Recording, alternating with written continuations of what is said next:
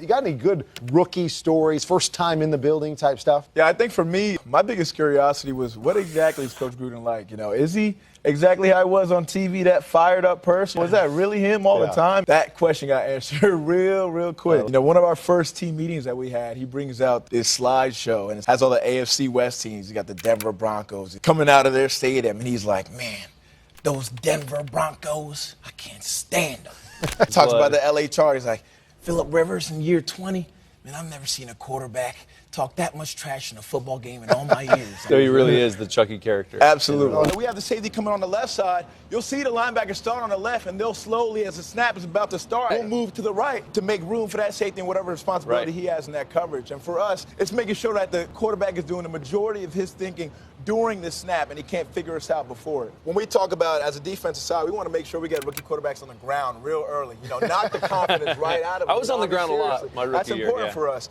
You take the confidence out, he already doesn't know a lot about reading defense. He already doesn't know exactly what he's doing. He hasn't acclimated just yet. We saw what Von Miller did, Jason. How do they replace that presence? Well, I mean, you got to hope that a guy like Leonard Floyd obviously steps up and really starts to play even better. He had a good year last year. He's a great speed rusher off the edge. So hopefully he continues to be productive. They got Obo Okoronkwo as well. He was a backup. He's a solid player as well. You hope that he also steps up and continues to get better going into his fourth year. And as you can see, Penn State completely dominated in that game against Purdue. I mean, it just looked good. Offense, defense, special teams, all three phases were composed, focused, determined. I mean, they just looked good off rip. I don't know if we need to give some credit to my guy, Alvin Futrell, our strength coach, who gave the pregame speech in that game. Maybe that was the magic. We've been talking about slow starts for some time now, but in that game, that wasn't the case at all. But you and I talked about it pregame about how we needed to see this team continue to win games in the manner in which they should win. Yeah, I mean, Abdul's out there running like his hair was on fire. I mean, the type of energy I was seeing from this guy, I mean, the celebrating after the big plays he was making, had 2 sacks, had some TFLs in there.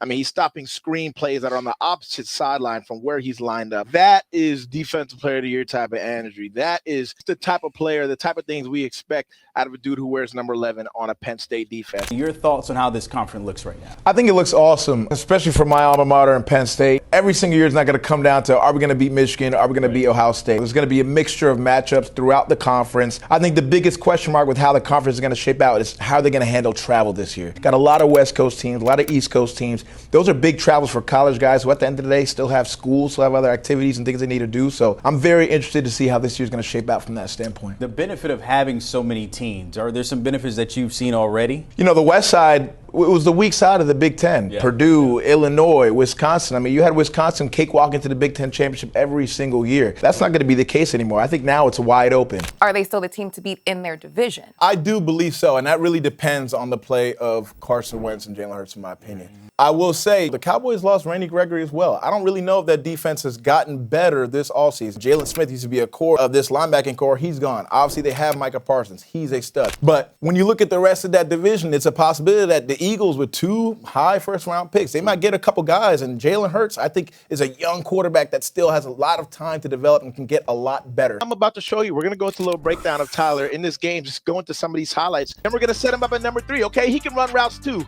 Stem the DB on the inside, capture leverage, get outside. If he doesn't stumble there, he probably scores a touchdown. I mean, you know what? We got tight ends that can run slot fades too. How many college teams have tight ends that can run slot fades, go up and get the 50-50 ball on a DB, and then look, Wildcat quarterback, we're going to run a throwback screen. Boom, he catches it, and then the guy's gone. I mean, Coach K is doing such a good job of incorporating Tyler into this offense in so many different ways, and then he's going to put in a Wildcat quarterback, and look, he's going to take it on his own. I'll outrun your middle linebacker. He's not as fast as me. You know what? Your DB, I'll outrun him too and get to that end zone.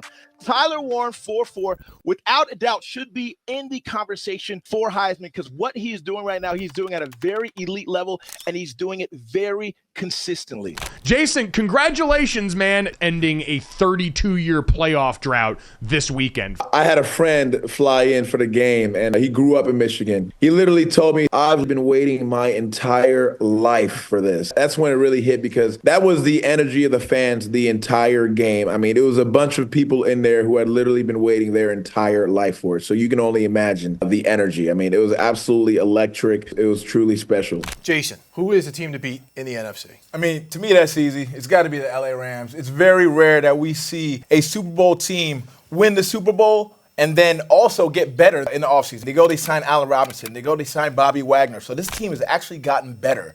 And when you look at their path to the NFC, you may argue for the Arizona Cardinals. I mean, Kyler's not very happy. They just lost one of their top receivers in Christian Kirk. There's not really another team who's going to come out there and really challenge them. So I think it's the LA Rams to me.